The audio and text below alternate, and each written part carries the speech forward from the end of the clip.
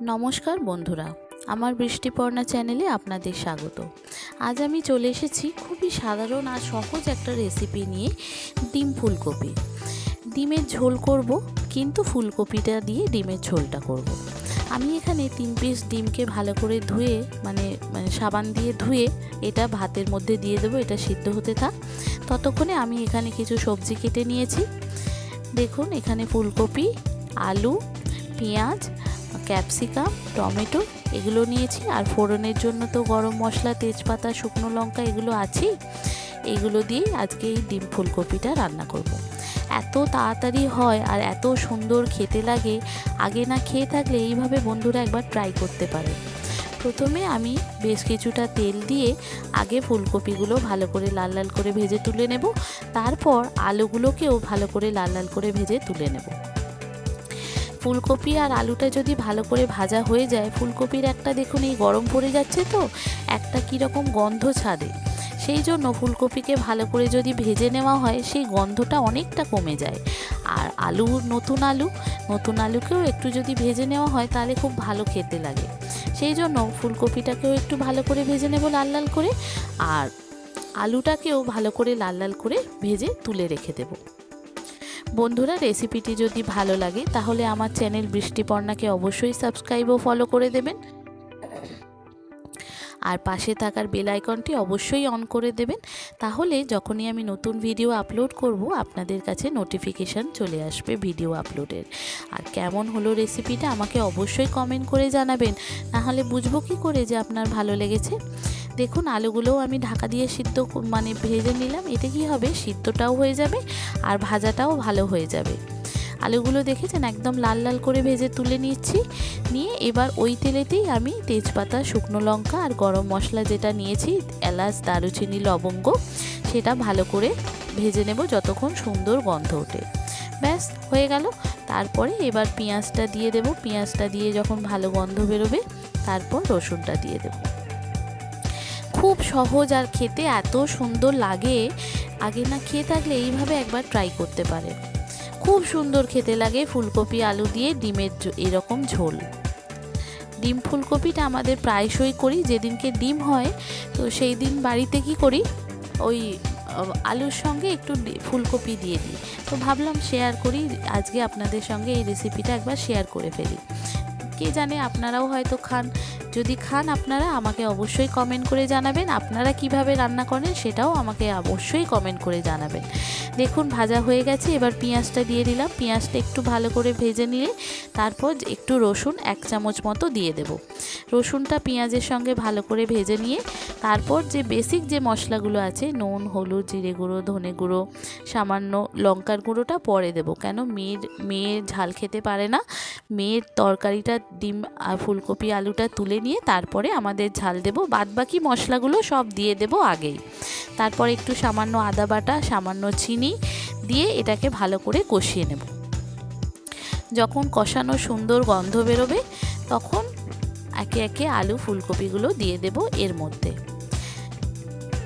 বন্ধুরা, আগে যদি এরকমভাবে ডিম ফুলকপি না খেয়ে থাকেন, একবার এইভাবে ট্রাই করতে পারেন। খুব সুন্দর খেতে হয়, যেমন সুন্দর খেতে হয় আর দেখতেও কিন্তু খুব সুন্দর হয়। ওহো, আমি তো ভুলে গেছি টমেটো আর ক্যাপসিকামটা দিতে। তো টমেটো আর ক্যাপসিকামটা এর মধ্যে দিয়ে ভালো করে ভেজে নেব। টমেটো আর ক্যাপসিকামটা দিলে এত সুন্দর কালারটা আসে, এত টমেটোর কালারটা খুব সুন্দর আসে, আর ক্যাপসিকামের একটা আলাদাই স্বাদ আসে, মানে খুব সুন্দর টেস্ট। তো এইভাবে একবার বন্ধুরা করে দেখতে পারেন, খুব সুন্দর খেতে হয়। আমাদের তো প্রায়শই করি যে যখনই ডিমের ঝোল করি, মেয়ে খালি কলিফ্লাওয়ার করে বলে ওই ঝোলেতেই আগে কি করতাম, কলিফ্লাওয়ার দিয়ে করতাম। তো খেয়ে দেখলাম বেশ ভালো খেতে লাগছে, তো তাহলে সবার জন্যই করা হোক বলে সেই থেকে আমাদের এই রকম সবার জন্যই ডিম ফুলকপি করা হয়। যেদিন ডিম হয় ডিমের সঙ্গে আমরা একটু ফুলকপি দিয়ে দিই, দিয়ে এইভাবে রান্নাটা করি। সত্যিই খুব সুন্দর খেতে হয়। সবাই, কারুর কোনো অসুবিধা হয় না, সবাই খেয়ে নেয়। তো এটাই আজকে আপনাদের সঙ্গে শেয়ার করলাম, সবার রান্নাটাই আপনাদের সঙ্গে শেয়ার করলাম।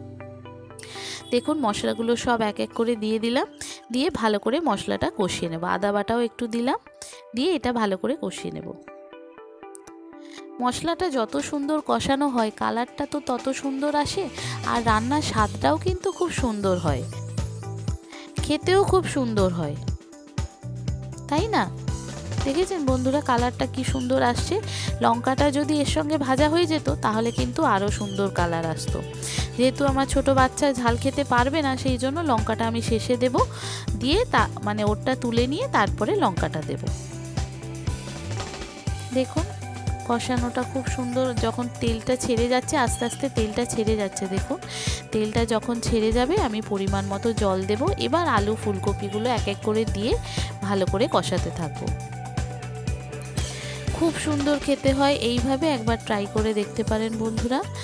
ডিমের ঝোল তো খেয়েই থাকেন, ফুলকপি শেষ মানে গরম পড়ার আগে এইভাবে একবার খেতে পারেন, বা গরমকালেতেও কিন্তু ফুলকপি একটু ভাপিয়ে ফেলে দিয়ে এইভাবে খেলে কিন্তু ভালো খেতে লাগে। গরমকালের ফুলকপি একটু গন্ধ ছাড়ে ঠিক কথা, কিন্তু ওটা যদি একটু ভাপিয়ে ফেলে দিয়ে তারপরে যদি এরকম ভেজে রান্না করা হয়, এই একই স্বাদই কিন্তু আসে, গরমকালেও খেতে কিন্তু সুন্দর খেতে লাগবে বন্ধুরা। তো এইভাবে একবার ট্রাই করতে পারেন। দেখুন আলুটা দিয়েছি, দিয়ে ভালো করে কষাবো। এবার জলটা দিয়ে ফুলকপিটা এর সঙ্গে দিয়ে দেবো, সিদ্ধ হতে থাকবে।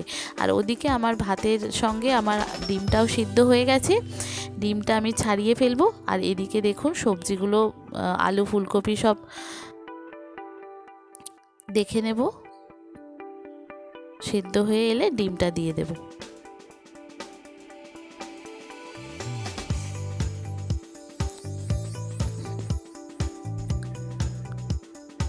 খুব সুন্দর খেতে হয় আর তাড়াতাড়ি হয়ে যায়। এটা একটা ফাঁকিবাজি রান্না, মেয়ের জন্য করতে করতে আমাদেরও হয়ে গেছে এখন।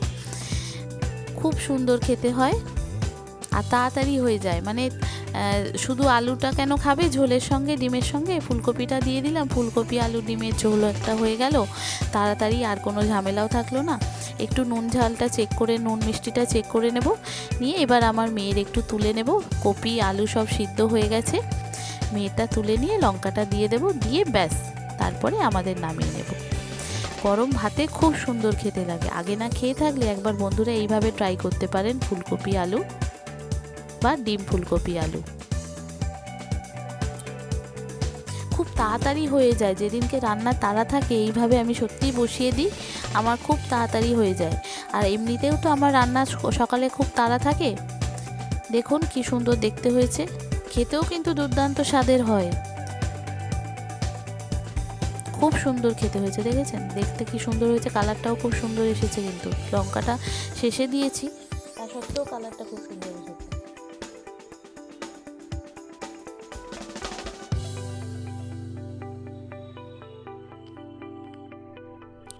এইভাবে একবার ট্রাই করতে পারেন, খুব সহজ রেসিপি আর খেতেও খুব সুন্দর আর তাড়াতাড়ি হয়েও যায় আপনার, একদম দেরি হয় না রান্না করতে। যেদিন রান্নার তাড়া থাকে এইভাবে একবার ডিম ফুলকপি রান্না করে ফেলতে পারেন। দেখেছেন কি সুন্দর দেখতে হয়েছে, খেতেও খুব সুন্দর হয়।